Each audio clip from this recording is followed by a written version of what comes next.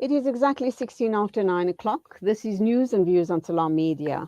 And next, we're going to be talking with tax expert Jashwin Baijoo about the issue around a proposed wealth tax.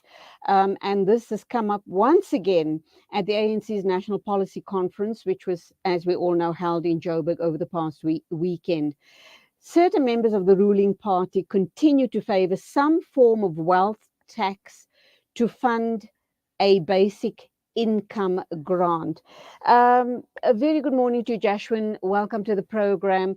Does that then suggest that the wealthy or the super rich are not being taxed currently, or are they being taxed at a very marginal rate? Good morning, Julianne, and thank you for having me. So, all that this means is the super wealthy, as people like to refer to them as, they're being taxed the same as the rest of us. They're being taxed at the upper echelon of the bracket system, which is at 45%. And what this wealth tax seeks to do is to then impose a further tax. And the reason for this, and I mean, as was mentioned at the conference this past weekend by the committee chair herself, is that the majority of the wealth in this country is in the hands of 5% of the population.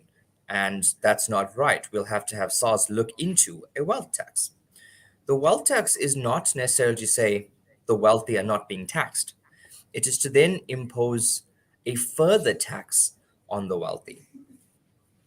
So, Jashwin, my thinking is they can afford it, for goodness sake, they can afford it.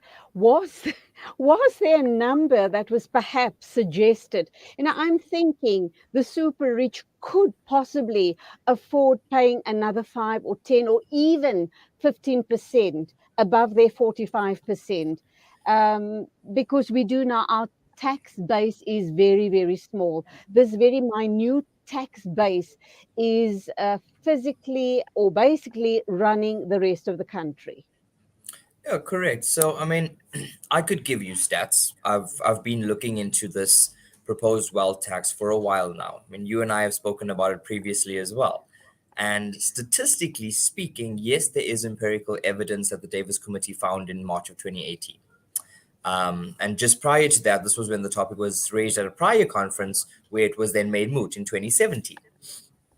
Current stats, there's been a couple of studies conducted. The most recent one by the University of Witwatersrand.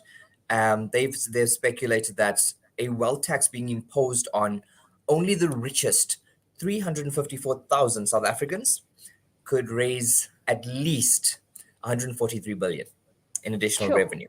Right now, you must remember though that this is only about 29% of the 500 billion that's required to actually fund this basic income grant, which means, yes, it is a sizable portion.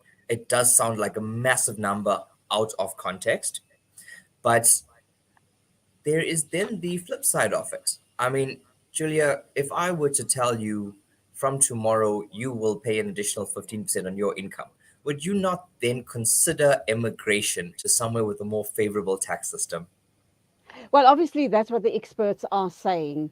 They are suggesting that if the tax does go ahead, as was suggested by Mamaloko Kubai, the party's head of economic transformation, Mhm. that people are going to start immigrating.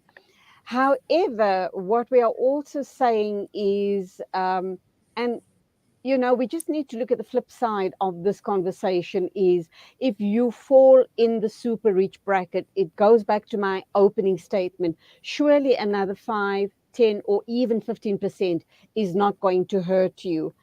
But obviously, if we are now suggesting that the super rich will not buy into that and they'd rather emigrate, would that then suggest that that tax burden is going to be carried by the mid-income band, by people like yourself, myself, and a whole host of others, which is also a very small band, is it not? Yeah, look, so with that borne in mind, If we look at the findings of the Davis report specifically notes that even though wealth tax may be for the greater good, the implementation must follow a staged and calculated, purposive approach to promote retention of contributing taxpayers and stem the flow of immigration in favor of a more digestible taxation. Now, what this means is even though there is empirical evidence confirming South Africa has a wealth inequality higher than even the global wealth inequality. And Wow. this is when you're talking about countries like Ethiopia and Somalia. So yes, our wealth inequality, as in the differential between your upper echelon and your bottom tier, is drastic, 100%. But a wealth tax is just one tool amongst many that can be used to bridge this gap. And another one is, and has been suggested by the Davis Tax Committee, is actually land reform. But that again is another very contentious topic. And not on any of these fronts, you can't just say today, okay, it's going to be implemented, and tomorrow it is implemented. South Africans will not take well to that.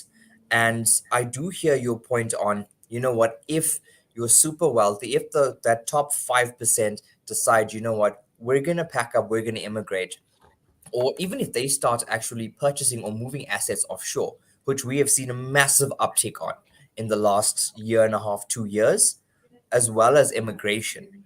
I mean, our financial immigration department is doing very well right now. And that is because there are a large number of South Africans that are heading out. But on the flip side, what we also see is a large volume of foreign direct investment coming in, not just to South Africa, but to Africa as a whole, with South Africa being the stepping stone into the rest of Africa. When we talk about wealth tax, all studies and all considerations are based on individual taxpayers. They have not taken into consideration the corporate taxpayer, the multinational taxpayer, or the offshore investors that have now invested into the country or the continent as a whole. And there is some wealth there to be spread. But the adverse consequences of saying, let us impose this wealth tax on these 354,000 individuals will result in things like capital migration or disincentives to save, knock on impacts on entrepreneurs, up and coming, these young budding entrepreneurs saying, you know what, I'd rather start my business somewhere with a sustainable tax system rather than somewhere where if I make it big and I'm successful, I basically have a punitive tax then imposed on me. That will then have a knock on impact on the unemployment rate because with your entrepreneurs leaving, let's say each entrepreneur is between 10 and 100 jobs as a startup. Those are now 10 to 100 unemployed people because a wealth tax has been imposed, diminishing the already shrinking South African tax base even further.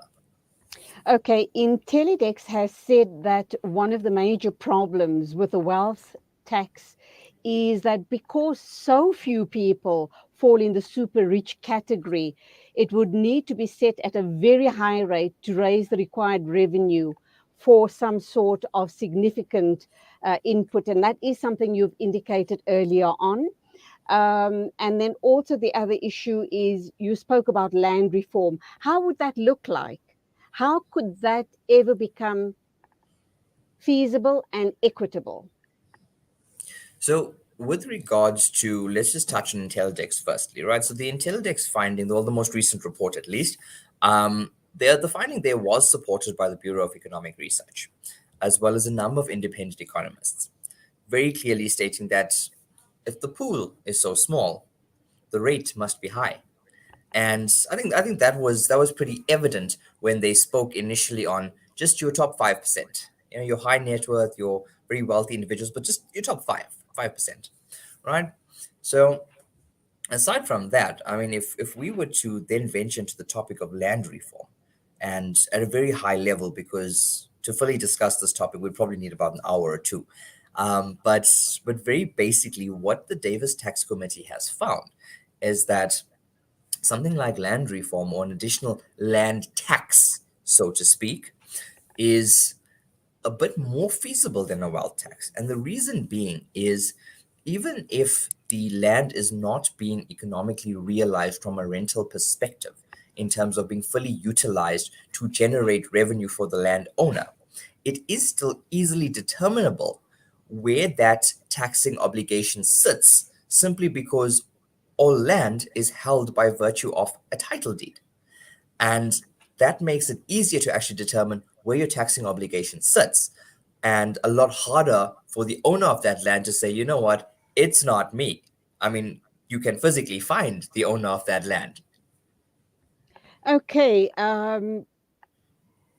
Julius Malema has been, flying this flag very, very high. And when we look land reform, you've given us the backstory to that. What does that say to the man in the street? When we're talking land reform, are we also saying that people owning large swathes of land would have to give up No, some of their land? no, we Are we are we, not saying, all we are right, not saying expropriation without compensation. We are definitely okay, not saying that. We all are right. saying the implementation of an additional tax to be levied on people, as you say, who own these large plots of land. In no shape or form does the Davis Tax Committee say, listen, let's subdivide and expropriate without compensation. All right, Jashwin, let's still on the land issue. Obviously, when we talk the land issue, there's also rural land and obviously urban land. And we know that we're having major overcrowding in all the large metropoles, and we're seeing unbelievable shack dwellings springing up all over. Will that be addressed by the land issue, be it expropriation or however else government needs to or wants to go ahead with this issue, or taxes for that matter? Well, I don't see how there's a correlation between a tax being imposed on, say, a farmer that owns 20 plots of land, right? And the shack dwelling of 100 square meters that holds 100 people. So there's no direct correlation there. Yes, taxes, additional taxes will increase contribution to the fiscus, which means there is more money available for your basic income grants and certain others, housing subsidies, or whatever the case may be. But that's not a direct correlation to say, if farmer A has 20 pieces of land, and next to his 20 pieces of land, there's a single piece of land with 100 people, that those 100 people should now filter into his 20 pieces of land just for the sake of overcrowding. That is by no means the objective of either the Davis Tax Committee's findings, nor any discussion surrounding wealth tax or possible land tax. It's And simply not to even land generate additional revenue to the expropriation. fiscus. Yeah, the expropriation, we haven't heard much recently. I do take your point that it was a flag that was previously flown quite high, and there was a massive uproar. But to venture into that realm, even for the political powers that be, it's a very slippery slope. You must remember that there are constitutional rights. These are enshrined in the democracy of our country. And ultimately, if you want to start expropriating without compensation, you want to basically be Robin Hood. You want to take from the rich and give to the poor, which we understand. It's an admirable mindset, but that's not the way to do it. Okay, my final question then. There's a lot of noise about land tax. The ANC probably, or the issue around wealth tax, and the ANC may just forge ahead with it. If that does become some form of possibility, how soon do you think it would be introduced? Undoubtedly, lots of work would need to go into it.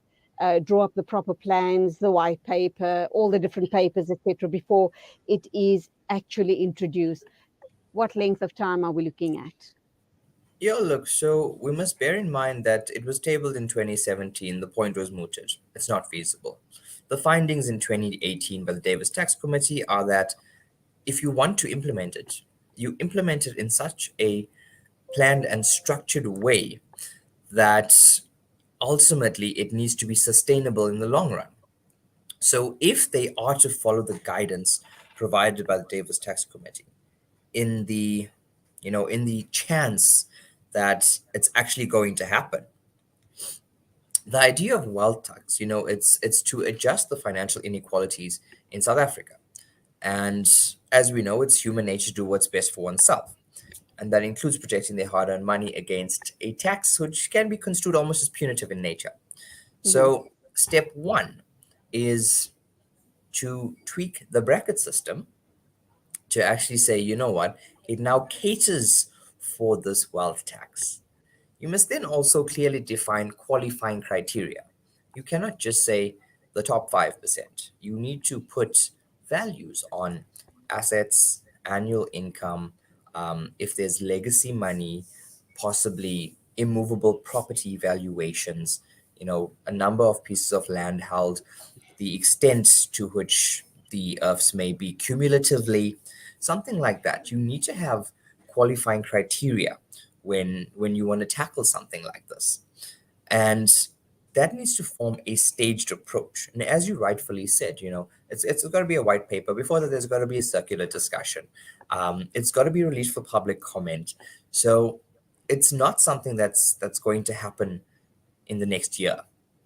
Probably Okay, not. so no need to panic right now. And you are so right, Josh, when you did indicate that when you and I get together, we need possibly an hour to go Uh through huh. what we need to discuss. But unfortunately, that's all we have time for. Thank you indeed for your expertise on this matter. Till the next time, we can breathe easily now. Not that we fall into that high income bracket, but I mean, people could breathe easily for a little while longer. Just do bear in mind as a parting remark that if it does become more than just a rumor and a topic tabled, the time between finalizing all of those roundtable discussions, the white papers, and the public comment will give the high net worth individuals and that so called top 5% enough time to wrap up their financial affairs and Oh, immigrate. absolutely. They're starting already. Jashwin Baijoo, wonderful talking with you till the next time. God bless. It Awesome. is Thanks, Julie. exactly 9:33 news and views right here on Salam Media. Stay with us. We're going to be talking the prevalence of illegal mining in South Africa.